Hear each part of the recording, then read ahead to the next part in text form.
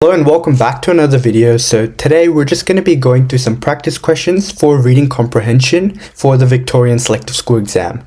Now this is a sort of like a trial lesson, so if you do like these sort of questions and would like to see more of these, make sure you do subscribe down below and also check out the description for some more details on how you can sign up for my private tutoring lessons. And if you join my course, you can get access to a bunch of excellent resources based on the new format of the Selective School Exam and get all the support you need to get a good score and get an offer into the school of your choice.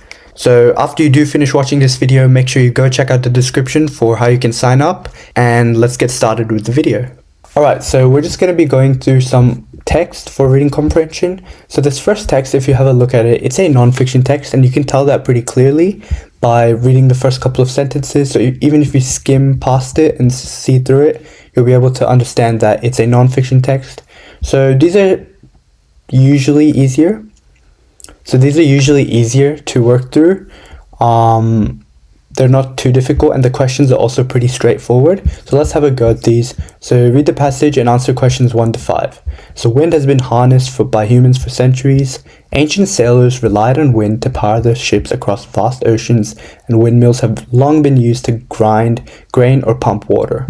In the 21st century, wind power is gaining renewed attention as the world looks for clean and sustainable energy sources.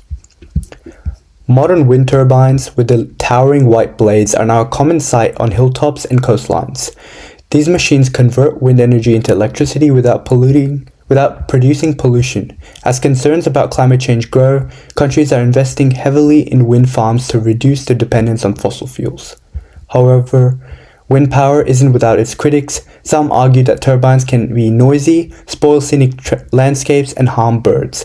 Others point out that wind isn't exactly reliable. On calm days, turbines produce little energy. Despite these issues, many experts believe that wind is a key player in the global transition to renewable energy. So, if we have a look at question number 1, what is the main focus of this passage? Now, one thing that you should always do, if you always see a main focus, main idea, what is like the overall theme, tone, any of that, you should always go to that sort of question last. So you should save it for later, because once you do the other questions, you'll have a deeper understanding of the text, and when you do that, you'll be able to answer this sort of question much easier. So we'll go to question 2 straight away. So according to the passage, why is wind energy considered beneficial? So when it says beneficial, we want to look for the keywords here. So the keywords in this would be beneficial would be a keyword, and just wind energy. So why is wind energy considered beneficial? So if we go back into the text, we can actually figure out by reading the second paragraph that wind energy is used so they can produce electricity without producing pollution. And the next sentence also talks about you can use wind energy to reduce the dependence on fossil fuels. So the option C would be most appropriate for this, because it says it produces electricity without pollution, and that pretty much makes sense for this question because a lot of the information in the text suggests that this is what the benefits of wind energy are. So question number 3, which of the following is not listed as a disadvantage of wind turbines? So when you have any of these not listed as, the best thing to do is always look for a sort of list in the text. So look for the commas, look for different like a list of different things that you can find for. So disadvantage of wind turbines. So disadvantage is also another keyword here. So we can look in the third paragraph. It talks about wind power isn't without its critics. So we can assume that this paragraph is just going to be about disadvantages. So some argue that turbines can be noisy, spoil scenic landscapes, and harm birds. So these three are 3 listed disadvantages. So we want to look for the one that's not listed there.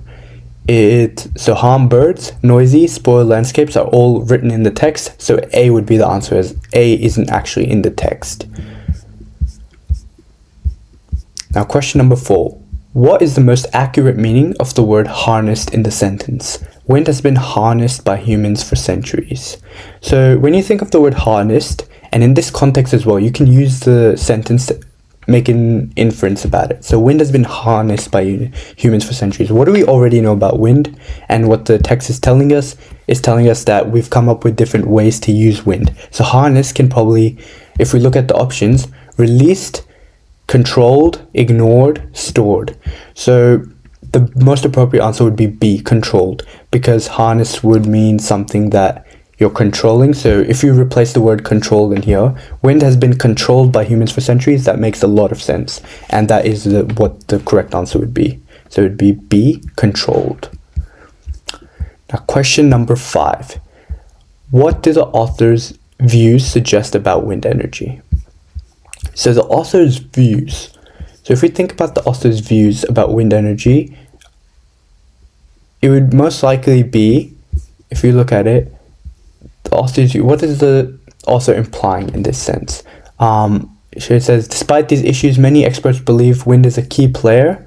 So it does reference experts a lot, because it doesn't specifically say it, but the author's views, you can probably say it's speaking in a more positive connotation, so we can assume that the answer would be its benefits make it worth considering despite its flaws. So it does mention a couple of flaws, but the majority of the text is talking about the benefits, and that's why we can say that the author's point of view of this is that there's more benefits despite the flaws. Now we can go back to question 1 as well. So now we have a sort of a better understanding of what the text is about. So what is the main focus of this passage? How wind was discovered, how birds are affected, the development and debate around wind energy, and the history of sailing and agriculture. So C would be the most appropriate in this, because we know that it's about the benefits and the flaws about wind energy and how we can implement it. So C would be the most appropriate. So yeah. Do you see how much easier it was since we went back to it last? So that's why you should always do something like that. Now, if we go to the next one is a fictional text. It's a story, so if we have a read of it. The lake didn't have a name, at least not one anyone spoke aloud. Locals called it the still place, though the surface was rarely still. It rippled when there was no wind. It steamed under a cloudless sky, and sometimes just before dawn it sighed, a long trembling breath that echoed through the reeds like someone exhaling centuries of memory. Calla stood at the edge, boots sinking slightly into the silty earth. She had returned after 10 years, the scent of pine and damp stone instantly collapsing time. Nothing had changed. The twisted dock still creaked under its own weight. The willow tree still leaned protectively over the shoreline, its frayed tendrils brushing the surface like fingers tracing an old scar. She had come back for answers, about the night her mother vanished into the mist, about the silver locket that she had washed up 3 days later, about the dream she still had, where her mother stood waist deep in the water, eyes glowing like lanterns.